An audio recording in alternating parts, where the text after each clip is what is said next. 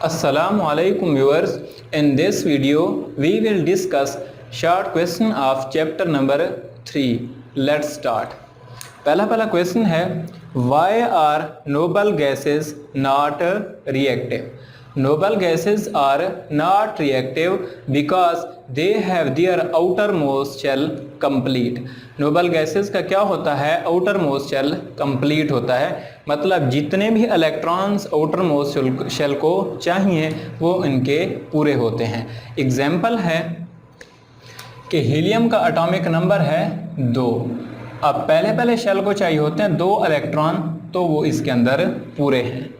अब अगर नियॉन है आगे, नियॉन का एटॉमिक नंबर होता है 10। यहाँ पे पहले शेल में 2, दूसरे को कितने रिक्वायर्ड होते हैं? 8, तो 2 8 इसमें मौजूद हैं, मतलब इनका ऑक्टेट कंप्लीट होता है या डुप्लेट कंप्लीट होता है, या आप इस तरह से कह लें कि वैलेंस शेल कंप्लीट होता है। नेक्स्ट है, वाई सीजियम एटॉमिक नंबर है 55 requires little energy to release its 1 electron present in the outermost shell.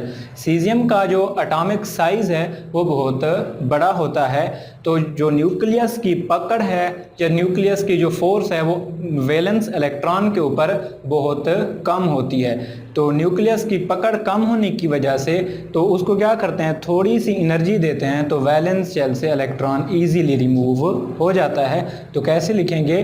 Due to large size of caesium when little energy is given its valence shell remove out. Third है, how is periodicity of properties depends upon number of protons in an atom। कि periodicity जो है वो atomic number के ऊपर depend क्यों करती है? एटॉमिक नंबर क्या होता है? Proton number. प्रोटॉन नंबर के ऊपर क्यों डिपेंड करती है?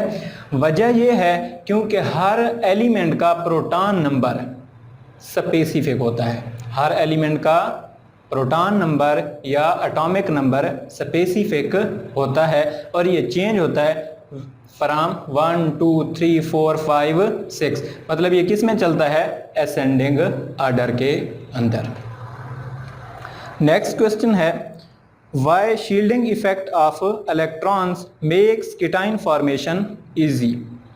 कि शील्डिंग इफेक्ट जो होता है, शील्डिंग इफेक्ट की डेफिनेशन हमने पढ़ी थी, जो इनर इलेक्ट्रॉन्स होते हैं वो क्या करते हैं? मैक्सिमम पावर को एब्जॉर्ब करते हैं, मतलब जो न्यूक्लियस की पावर होती है या न्यूक्लियस फोर्स होती है, जो इनर इलेक्ट्रॉन होते हैं, इनर शेल इलेक्ट्रॉन, वो क्या करेंगे? मैक्सिमम एब्जॉर्ब करेंगे, और जो वैलेंस सबसे बाहर वाला शेल है उसके ऊपर न्यूक्लियस की फोर्स कम होगी, इसलिए इलेक्ट्रॉन निकालना आसान हो जाएगा। जब इलेक्ट्रॉन निकल जाएगा तब क्या बनता है? कीटाइन बनता है। यही वजह है जब शील्डिंग इफेक्ट बढ़ता है तो कीटाइन फॉर्मेशन ईजी हो जाती है। नेक्स्ट है, What is the difference between Mendeleev periodic law and modern periodic law? Mendeleev periodic law depend करता था एटॉमिक मास। क्या कहता था? कि periodicity of properties are the function of atomic mass। Mendeleev क्या कहता था कि जो सारी प्रॉपर्टीज़ होती हैं एलिमेंट्स की, ये किस पे डिपेंड करती हैं? एटॉमिक मास के अंदर। और जो मॉडर्न पीरियोडिक लॉ है वो कहता है कि ये डिपेंड करती हैं एटॉमिक नंबर के ऊपर। आगे है, Where do you mean by groups and periods in the periodic table? अब ग्रुप्स क्या होते हैं पीरियोडिक टेबल के अंदर? ये होती हैं वर्टिकल कॉलम। ग्रुप्स क्या होते हैं? Vertical column. अब यहाँ पे जितने भी एलिमेंट्स मौजूद होती हैं उनकी प्रॉपर्टीज़ सेम होती हैं। और पीरियड्स क्या होते हैं? हॉरिजेंटल रोज। ये जो हॉरिजेंटल रोज होती हैं इसको क्या बोलते हैं? पीरियड्स बोलते हैं, और इनमें मौजूद एलिमेंट्स की खसूसियात एक जैसी नहीं होती। नेक्स्ट है, why and how are elements arranged in fourth period. Fourth period के अंदर एलिमेंट्स को किस तरह से और क्यों अरेंज किया जाता है? अब अगर हम उसकी अरेंजमेंट देखें, पहले फोर्थ पीरियड में टोटल 18 एलिमेंट्स हैं। टोटल कितने हैं? 18 एलिमेंट्स हैं। 2 का ताल्लुक है एस बुलाक से, 2 का ताल्लुक है एस बुलाक से, 10 का ताल्लुक है डी बुलॉक से और 6 का ताल्लुक है पी बुलॉक से।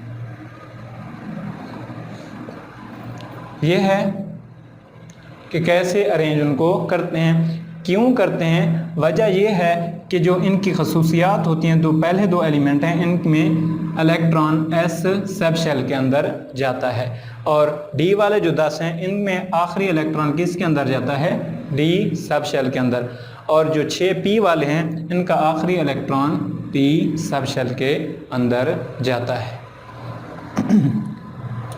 आगे है why the size of atom does not decrease regularly in a period. Period के अंदर जो एटॉमिक साइज है रेगुलरली डिक्रीज क्यों नहीं होता। इसका सिंपल सा आंसर है ड्यू टू शील्डिंग इफेक्ट। जैसे जैसे एटम का साइज बढ़ेगा तो शील्डिंग इफेक्ट क्या होता जाता है, बढ़ता जाता है। ये पार्टिकुलर होता है डी ब्लॉक एलिमेंट्स, क्योंकि डी ब्लॉक एलिमेंट्स में एटॉमिक नंबर बहुत ज़्यादा होता है और साइज ऑफ एटम भी ज़्यादा होता है। जब क्या होगा, एटॉमिक नंबर ज़्यादा होगा या साइज ऑफ एटम ज़्यादा होगा, तब क्या होगा, शील्डिंग इफेक्ट भी ज़्यादा प्रोमिनेंट होगा। इसी शील्डिंग इफेक्ट की वजह से क्या होता है, साइज रेगुलरली डिक्रीज नहीं होता। नेक्स्ट है give the trend of ionisation energy in period. Period के अंदर आपने क्या बतानी है, आयोनाइजेशन एनर्जी का ट्रेंड बताना है। Ionisation energy in periods, periods के अंदर क्या होता है, एटॉमिक साइज डिक्रीज होता है due to increase in nuclear charge. Period में क्या होता है, न्यूक्लियर चार्ज बढ़ता है और एटॉमिक साइज कम होता है। एटॉमिक साइज कम होने की वजह से क्या होता है, इलेक्ट्रॉन को रिमूव करना मुश्किल हो जाता है और इलेक्ट्रॉन को रिमूव करने के लिए ज़्यादा से ज़्यादा एनर्जी देनी पड़ती है। हम क्या कहेंगे in simple word, ionisation energy increase in the period due to small size of atom and large nuclear charge. Larger या ग्रेटर न्यूक्लियर चार्ज। उम्मीद करता हूँ आज का लेक्चर आपको समझ आ गया होगा।